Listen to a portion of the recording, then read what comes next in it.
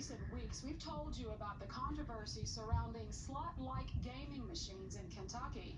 Republican State Representative Killian Timoney of Nicholasville plans to introduce a bill that would make the machines illegal. A similar measure failed to pass last year.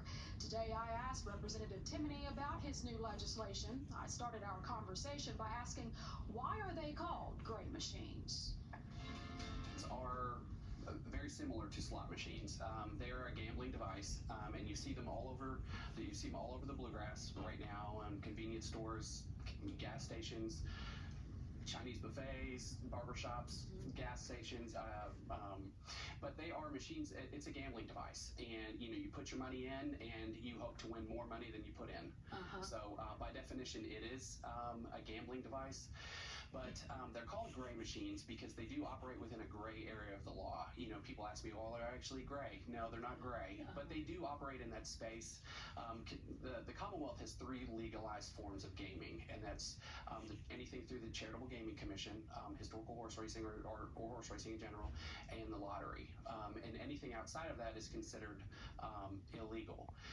These machines they're being sold to mimic the historical horse racing slot machines, and therefore people are feeling comfortable with them and want to keep them around. But the element of skill versus chance is the other part of the gray interpretation. So they feel like that they are a skilled game because of memory, right? So tell us about that. The memory aspect of the game. Yes, ma'am.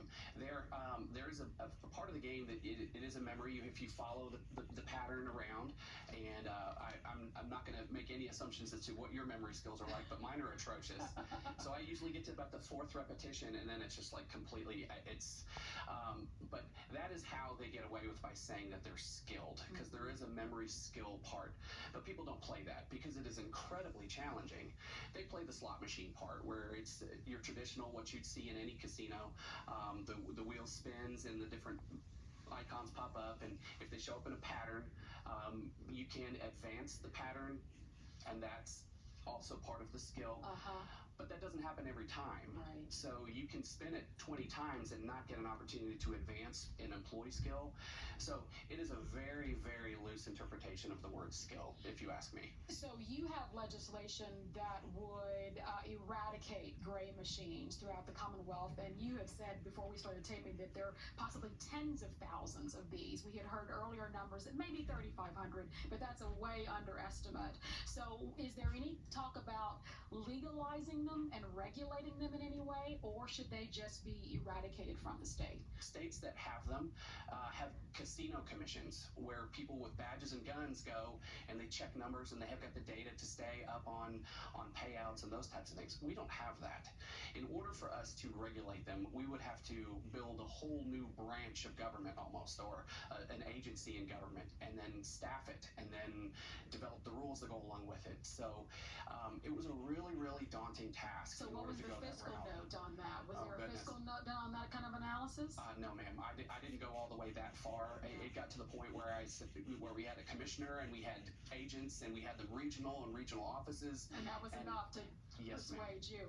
So I'm curious about where these tens of thousands of places that have these, from barbershops to Chinese buffets to C-stores, as we often hear, many of them mom and pop, locally owned. So we heard this argument last session. I don't have to tell you that this could be a big hit to those local economies, and particularly those mom and pop store owners. Your response to that? Well, that's a really tough question, because I'm a firm believer in supporting our small business owners. I truly believe that the spirit of entrepreneurialism is alive in Kentucky, and that's the cornerstone of capitalism, and we need to be encouraging that and those types of things. But at the same time, we also have a set of values.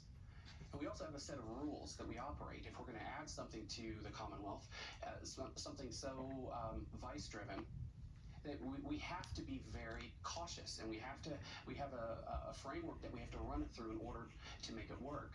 The 3 legalized forms of gaming in Kentucky ran that gauntlet. They ran the gauntlet, and they took a significant beating along the way, and they continue to do so.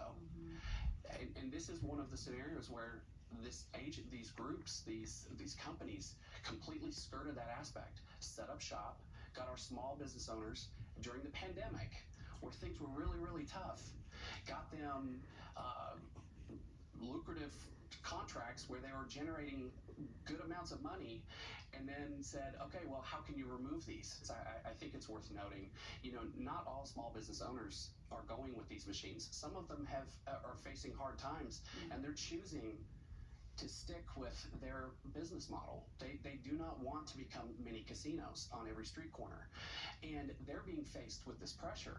Well, it's about foot traffic. The profit margins in those businesses are so small. It's about volume. And if you're taking 15 or 20 or 50% of businesses, you're forcing that mom and pop that didn't want to go this route. Yeah. You're forcing their hand. And I understand economic Darwinism, but this is something that is not, and I mentioned it in the Courier Journal article. This is not just a simple product. We're not selling something different. This is a significant impact, and it is a significant impact on values and communities, and we have to have that discussion on the forefront.